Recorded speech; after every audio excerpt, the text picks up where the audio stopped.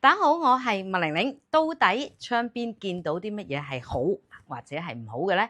嗱，當然啦，如果你話打開窗綠油油嘅，有山有水，我哋叫山水兼修，咁呢間屋係好屋嚟嘅。就算喺方位上呢個水未必係喺你而家呢個下元九運最靚嘅方位嘅水，譬如北邊嘅水，咁但係我哋其實所謂山管人丁，水管財運，有山有水嘅屋咧，自然咧就好少少嘅。尤其是做生意嘅朋友，望到水係好啲。而只要望到山咧，打工一族嘅朋友咧，通常係有利啲。同埋咧，只要個山夠肥美嚇，唔係見到一啲突出嚟嘅石頭，所謂嘅龍骨，咁健康運、讀書運同埋工作運都算係唔錯㗎。